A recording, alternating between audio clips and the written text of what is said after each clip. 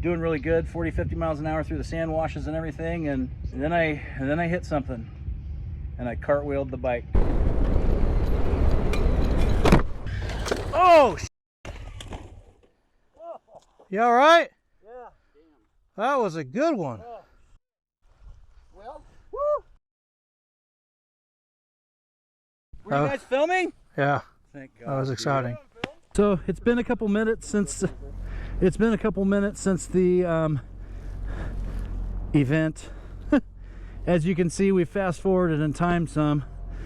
Ben is very graciously and following me back on the pavement back to camp because I do not have it in me to ride the rest of that. I actually am a little bit hurt, and the bike most definitely is. I got some work to do on it now, so riding home is going to be interesting. But ouch, we gotta get to the bridge. my toe hurts. The fairing's cracked, but I won't replace that. It's still going to fit. The problem is the left side fairing over here is pushed back, which means the subframe is pushed back in the front, so I have some disassembly to do. I'm okay. The bike needs some work. All the plastics up front are held together and in place by a subframe, and when that subframe crunches, you get what you see here. Update: after having sat here for a couple hours now, still doing okay, but there's other spots on my body that are now just magically getting sore. It's going to be an interesting night. Purposely not doing ibuprofen right now for that very reason, so I can really assess the damage. So I'll be moving slow for a little while. Still have to try and work on the bike to make it rideable. It's a little crunched. I mean, it's not rideable. You rode it back, but True. you do need to figure out how to get so you can get full steering. That's probably a safety issue.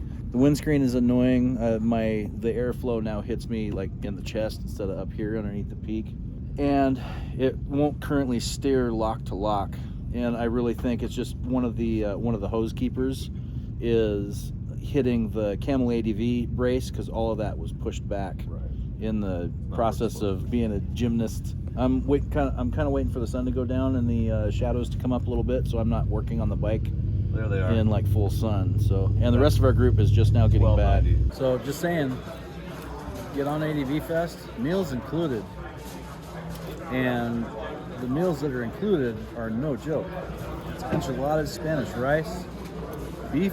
There's a salad bar. Good stuff. Yeah. 2 dorky thumbs up right there.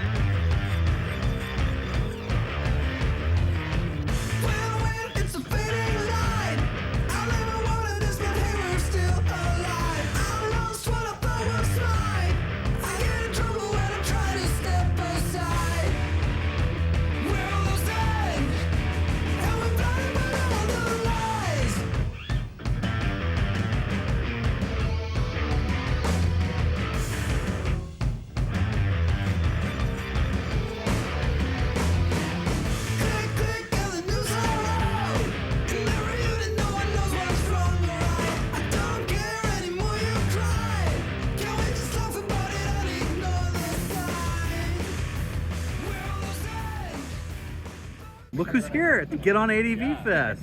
I'm Jess. My channel is Sound Mind Adventures. Give her a follow, Instagram and YouTube. She rides a 300L and a 500X, and she's better at it than I am. Clearly, because she hasn't wrecked her bike like me yet. Time to go walk around Get On ADV Fest a little bit so Henry can get some selfies taken for his Instagram channel.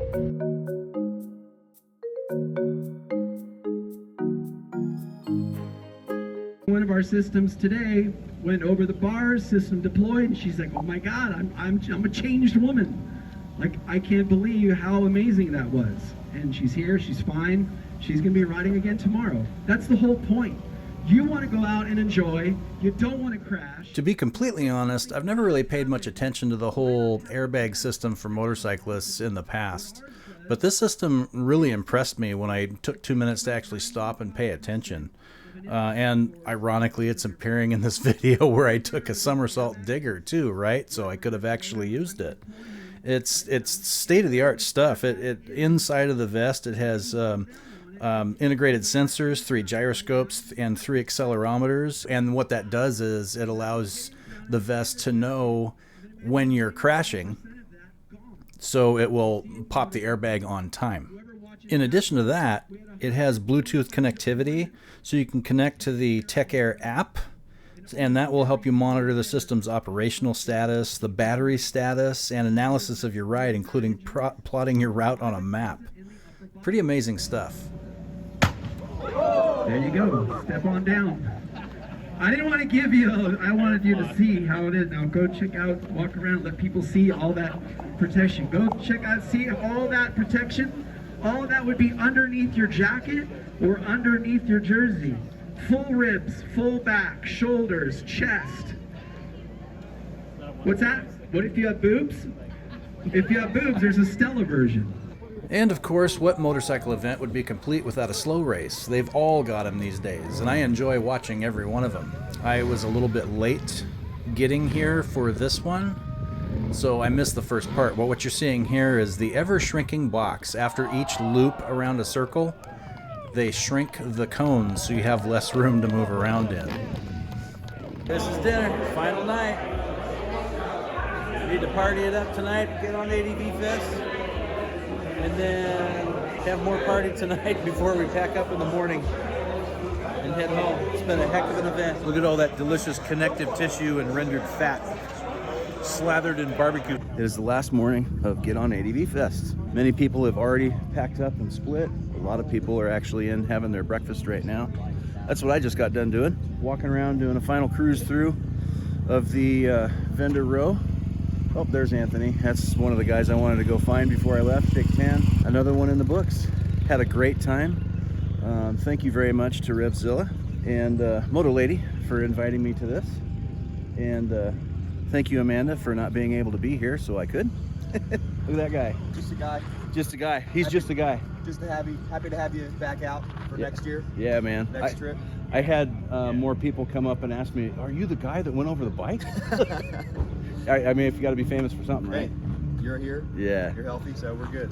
Thank you very much man. for an event. This is awesome. Happy to have you. One thing I didn't film very much of this weekend was the moto camping area. It's all walled in and separated from the rest of the grounds, so people don't accidentally get driven over and stuff. Pretty cool. Last shots of the compound before we finish packing up. I already started packing this morning right as soon as I woke up, so I can get on the road before it gets too hot and stay ahead of Ben. We're taking the same route back up to our area and probably camping in Shasta tonight, so we can break the trip up. Just got to get on the road so I can stay ahead of him. That way, if the trip is going to be too brutal on my body, or if the bike starts having issues, unforeseen issues, then I can just stop and he'll be able to stop and pick me up and put the bike in the trailer. So we'll see how it goes. I was out on the bike yesterday and grabbed beer.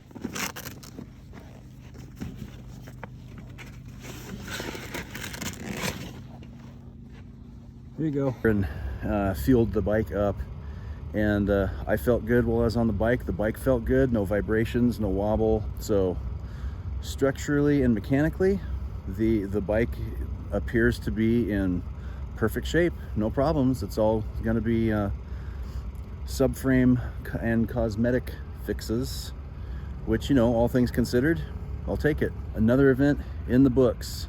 These things always go by super fast, which, if you think about it, that's a good thing, because it means fun was had, and I did have fun.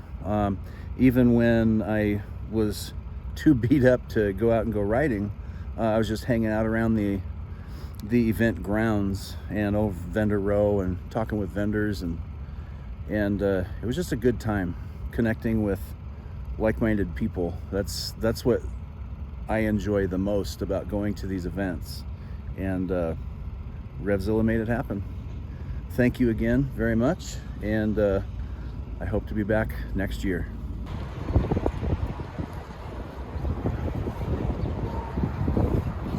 I think it's time to wash off my face shield, which I'm going to do right now. Just checking in from the road trip home. Oh, there goes a 1290 and an Africa Twin. Stopped for gas. I'm not filming with the helmet cam on the way home. One of the things that I discovered this morning, had to make sure that was recording. One of the things I discovered this morning is in my tumble, the helmet smacked the ground pretty hard. Fortunately, it doesn't appear that it damaged the helmet at all, except for some scuffs. Technically, yes, it should be replaced, so I will be looking into that. But it did knock loose my GoPro helmet mount, that really sticky double-sided tape. So, and I don't want to take the chance of losing the camera on the way home, so I am actually not helmet cam filming. Checking in with Ben. He said he's probably about 10 miles behind me now.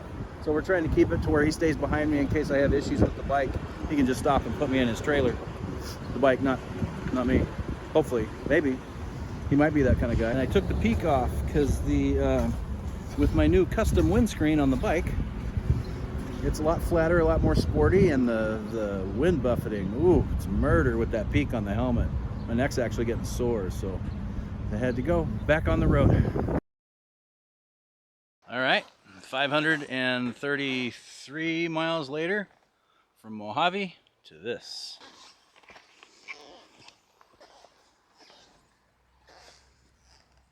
Right on Lake Shasta. Pretty freaking cool. For being a beat up old girl, Lana did really well. Zero issues. Only issue I had is having to take the peak off the helmet because the wind buffeting was too bad coming up over my custom windscreen. Sore, I'm tired. Ben is over filling out a slip, I think. He was. I don't know where he's at now. Oh, he's doing the YouTuber thing also. See? Yeah, man, this place is pretty great. I'm very much looking forward to camping here tonight.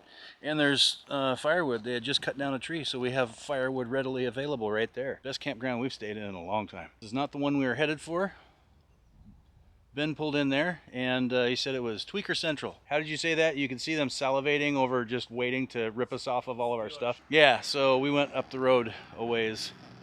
And we know it's actually not too far away from Tweaker Central, but it's far enough away because we know none of them have enough gas to be able to get here. It's time to set up camp. I'm tired.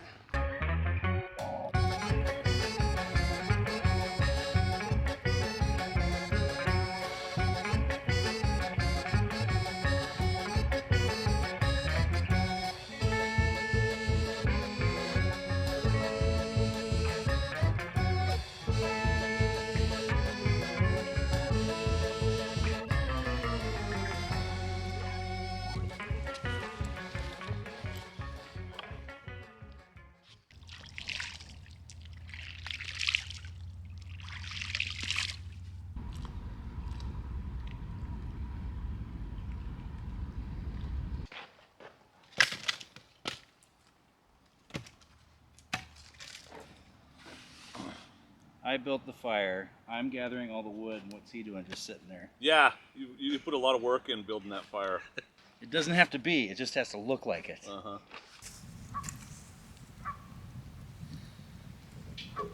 How was your weekend? Fabulous. Hot.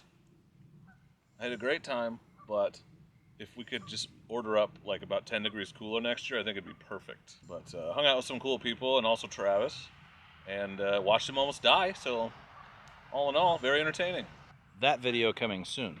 I don't know how soon. We were talking about that earlier, about in what order the videos are going to land. So, Telling you, drop that crash vid. People want to see you die. Suffer. Capitalize on the suffrage. Yeah. That's what I'd do. So maybe. And then they'll be interested to see the rest of the trip. This right here might actually be a short. I might edit this to be a short. So if I do that, then check out Instagram if you want to see a sneak peek.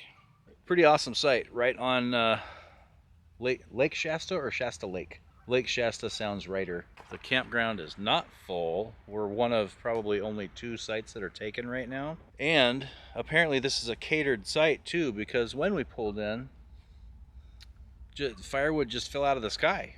It's crazy. It was a big old pile of night, and it was dry. It was nice dry firewood. We're definitely not used to that type of service in Oregon. So, state of Oregon, you gotta up your game. I think maybe they were just cleaning up a tree that fell over. We're helping them.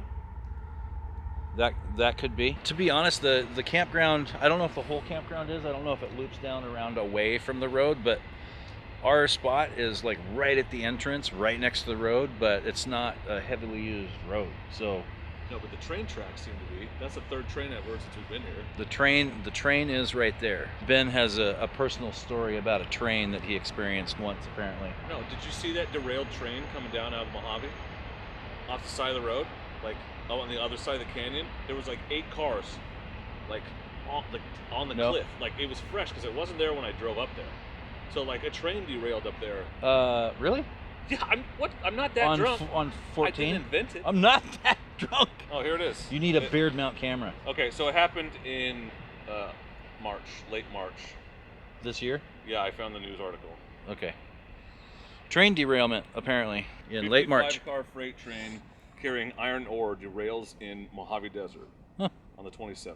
I wonder how many, when they were cleaning it up, cleaning all this stuff out of there, I wonder how many ironic statements they were all making. That was horrible. Oh!